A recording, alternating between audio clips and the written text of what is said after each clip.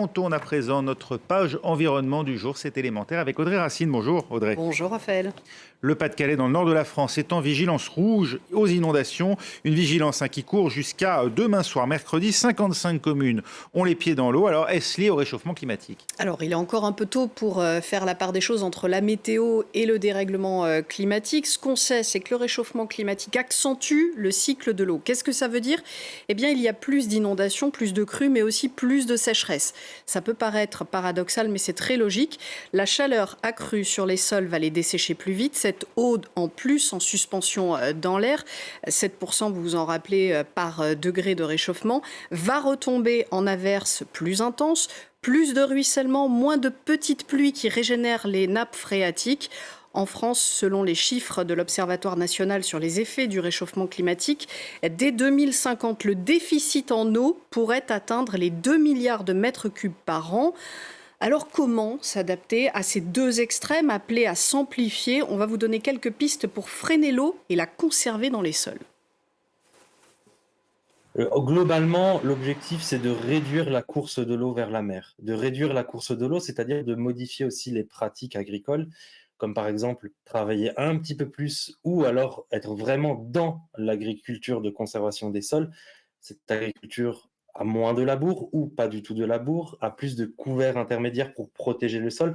En gros, c'est un sol plus vivant, une éponge plus efficace pour absorber de l'eau. Et il y a beaucoup de détritus de végétaux sur les champs, ce qui freine la course de l'eau au lieu de former des ruisseaux et qui vont directement dans les fossés. Donc le premier point, c'est de réduire la course de l'eau et de mieux absorber l'eau grâce à l'agriculture de conservation des sols. L'artificialisation des sols est également une très grosse problématique en France, notamment autour des villes. Alors sur de grands territoires, bien sûr, il n'y a pas du béton partout, mais c'est notamment une problématique autour des villes, puisque lorsqu'on construit des centres commerciaux, lorsqu'on construit des routes, lorsqu'on détruit des forêts pour construire des autoroutes, eh bien, le sol n'absorbe plus cette eau. Et si le sol n'absorbe plus cette eau, cette part de l'eau qui ne rentre pas dans le sol, n'ira pas jusqu'aux aquifères et une nappe phréatique en profondeur et ne permettra pas d'avoir des réserves. Donc, il est très important de désimperméabiliser les sols en France progressivement. Bien sûr, on ne va pas détruire toutes les villes, hein, c'est très progressif, au cas par cas, pour permettre à l'eau de rentrer dans le sol, puisque l'eau dans le sol, c'est notre réserve hydrique pour l'avenir, pour les dizaines d'années à venir, donc il faut en prendre soin.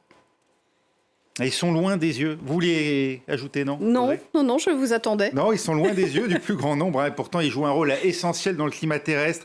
Les pôles subissent de plein fouet le dérèglement climatique. Ce mercredi s'ouvre le One Planet Summit consacré à la cryosphère, c'est-à-dire les glaciers et les pôles, Audrey. Oui, et juste avant ce sommet et aussi avant la COP28, deux glaciologues françaises, Heidi Sévestre et Lydie Lescarmontier, ont plaidé pour une sortie des énergies fossiles dans cette tribune que vous voyez à l'écran, parue dans Le Monde.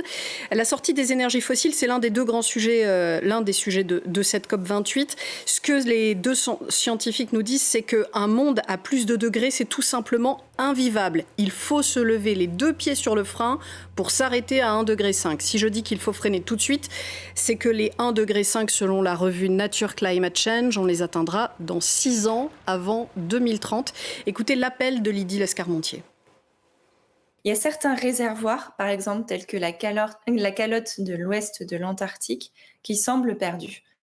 En fait, aujourd'hui, on est arrivé à une augmentation de la température qui fait qu'il n'y a plus de stabilité pour cette partie-là de l'Antarctique et qu'elle devrait, au cours des siècles qui arrivent, disparaître. Mais c'est vraiment notre message autour du 1,5 degré. Mais en fait, on peut encore sauver une grande partie de cette cryosphère si on limite cette augmentation de la température. Et c'est ce qu'il faut faire aujourd'hui. 2 degrés, c'est trop fort. Et là, on sait que, par exemple, les glaciers de montagne sont perdus. 2 degrés de réchauffement, ça veut dire que dans 10 ans, on n'a plus de glaciers dans les Pyrénées. Dans 40 ans, on n'en aura plus dans les Alpes.